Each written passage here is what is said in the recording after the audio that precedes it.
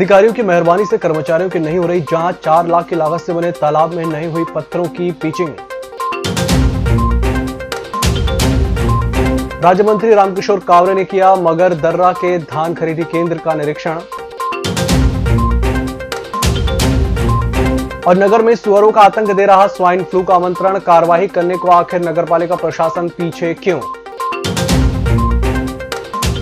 नमस्कार, बालाघाट लाइव के इस बुलेटिन में आपका स्वागत है। मैं हूं आपके साथ आकाश। अब देखते हैं खबरें विस्तार से। उत्तर लामता परिक्षेत्र सामान्य उत्तर वन मंडल बालाघाट बीट क्रमांक 105 लोटमारा आमानाला में वन विभाग के द्वारा लाखों की लागत से बना तालाब भ्रष्टाचार की भेंट चढ़ गया है। आपको बता दें कि वन विभाग के द्वारा वन्य प्राणियों के पानी पीने के लिए वन विभाग ने लाखों का बजट आवंटित कर तालाब का निर्माण करवाने की जिम्मेदारी वन परिक्षेत्र अधिकारी और वन रक्षक को दी थी, लेकिन वन रक्षक और वन परिक्षेत्र अधिकारियों के द्वारा साठगांठ कर तालाब में भारी भ्रष्टाचार कर जेसीबी से काम करवा लिया गया और तालाब में पत्थरों की पिचिंग भी नहीं की गई और वन विभाग द्वारा बिल पास वन विभाग के कर्मचारियों के द्वारा लीपापोती कर राशि का आहरण कर लिया गया। यही नहीं, वन विभाग के द्वारा जेसीबी लगाकर कार्य को इतनी तेजी से किया गया कि अधिकारी कर्मचारियों को पता ही नहीं चला कि लोटमार बिट में तालाब का निर्माण भी हुआ है। जल संसाधन विभाग के राज्य मंत्री रामकिशोर कावरे ने शुक्रवार को परसवाड़ा विधानसभा क्षेत्र के भ्रमण के दौरान ग्राम मगरदर्रा के धान खरीदी केंद्र का आकस्मिक निरीक्षण किया और वहां की व्यवस्थाओं को देखा।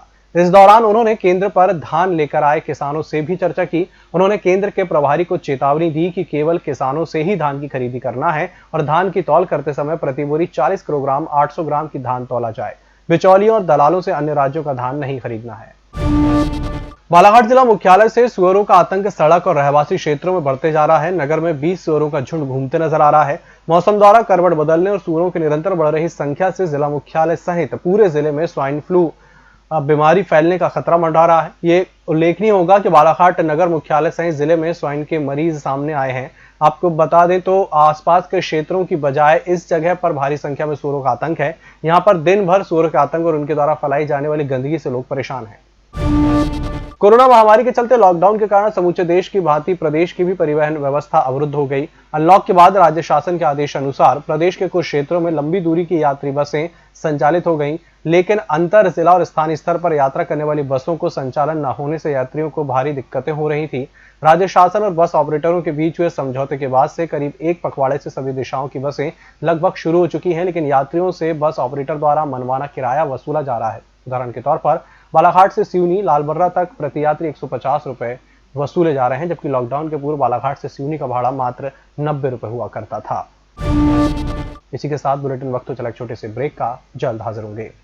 हर घूंट सेहत से भरपूर, without sugar, without caffeine and with natural tea colour. Ayur Amrit herbal tea अपनाइए, जो हृदय के लिए रामबाण औषधि है। अब टी नहीं, सिर्फ आयुर अमृत हर्बल टी। ब्रेक के बाद एक बार फिर से आपका स्वागत है। बालाघाट के बैहर विधानसभा क्षेत्र के ग्राम पंचायत टिंगीपुर के सरई टोला से टिंगीपुर मार्ग की हालत जर्जर होने से लोगों को आवागमन में काफी दिक्कतों का सामना करना पड़ता है। ग्रामीणों द्वारा सड़क निर्माण की मांग को लेकर क्षेत्रीय विधायक और कलेक्टर को पूर्व में ज्ञापन दिया गया, लेकिन इस ओर कोई ध्यान नहीं दिया जा रहा है। सड़क पर जगह जगह गड्ढे हो जाने से बारिश के दिनों में इस मार्ग से आवागमन दूभर होता है। सड़क जर्जर होने से करीब 1 दर्जन से अधिक गाँव के ग्रामीण प्रभावित हो रहे हैं। हमारे यहाँ जो सराई टोला टिंगीपुर लोढ़ापाट घाट का जो रोड है, इतना बुरा हाल है, उसमें जर्जर हो चुका है। हम लोग आवेदन कलेक्टर साहब के यहाँ 4-5 बार दे चुके हैं और आगे तक बात रखें। हमारी मांग है गांव वालों की ओर से कि इसमें डामरीकरण होना चाहिए। कौन सी विधानसभा क्षेत्र में आता है और कब से है ये मार्ग जर्जर ऐसा है? ये बैहर विधानसभा क्षेत्र हमारे वीके साहब के द्वारा भी मतलब दिया गया है ये लेटर कलेक्टर महोदय को। 10 से 15 गाँव प्रभावित हो रहे हैं। कब से है? हमको बाजार भी जाना है तो उसी इस सड़क से, कॉलेज भी आते हैं तो बच्चे लोग उसी रोड से आना जाना। मलाजखंड जाना है और मलाजखंड से 3.5 किलोमीटर दूर लगा हुआ है, बीच में नदी है। बालाघाट शिक्षा के व्यवसायीकरण के बाद शहर में कोचिंग संस्थान की संख्या में कुकुरमुत्तों की तरह इजाफा हो गया है। विद्यार्थी और अभिभावकों को तरह तरह के प्रलोभन, यहाँ तक कि 100% सफलता की गारंटी तक देने वाले संस्थाओं के संचालक सिर्फ और सिर्फ अपनी जेबें भरने का काम कर रहे हैं। संस्थाओं में पढ़ने वाले छात्र छात्राओं की सुविधाओं और सुरक्षा को लेकर कोई पुख्ता इंतजाम भी दिखाई नहीं देते हैं। विडंबना है कि शिक्षा का व्यापार करने वालों पर शासन प्रशासन का कोई शिकंजा नहीं है, लेकिन विगत 8 महीने से कोरोना काल के दौरान सरकार के द्वारा लगाया गया लॉकडाउन के बाद भी शहर में चोरी छिपे से कोचिंग संचालक अपनी दुकानदारी चलाने के लिए कोचिंग क्लासेस खोले हुए हैं, जबकि जिला प्रशासन के द्वारा बढ़ते कोरोना पर मास्क और सैनिटाइजर का उपयोग करने और कोचिंग क्लासेस बंद रखने का निर्णय सरकार द्वारा आदेश जारी हुआ है, फिर भी कोचिंग क्लासेस संचालक नहीं मान रहे हैं।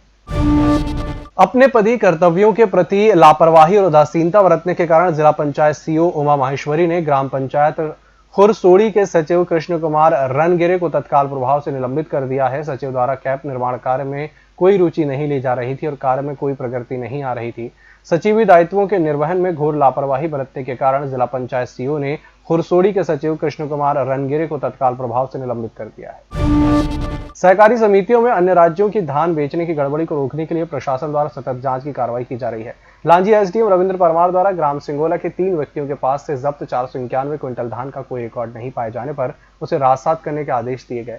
भंडारित धान का रिकॉर्ड नहीं मिलने पर एसडीएम ने धान राजसात करने के निर्देश दिए हैं। वहीं दूसरी ओर कटंगी तहसीलदार राय के द्वारा ग्राम उमरी में 40 बोरी गेहूं और 21 बोरी चना जब्त की गई है। गेहूं चना की बोरी पर रायसेन और सागर जिले की सहकारी समितियों की सील लगी पाई गई और उन पर प्रधानमंत्री गरीब किसान कल्याण योजना लिखा पाया गया है।